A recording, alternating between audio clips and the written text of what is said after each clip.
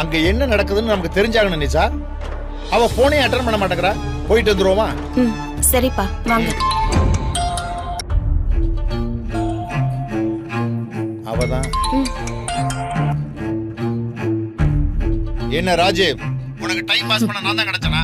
குடுன்னு கேட்ட, குடுத்து அனுப்பி வச்சா ஓடுனா துரத்தி விடுற. என்னதான் நினைச்சிட்டு இருக்க?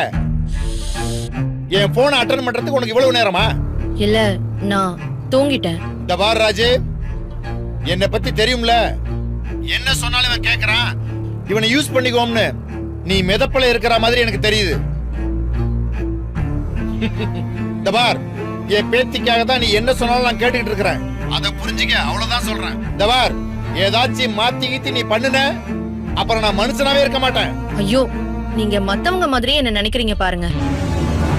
ஏங்க, நம்ம 2 பேருக்குமே பொது எதிரி தானே விஜய். அதனாலதான் நாம கை கோத்திருக்கோம்.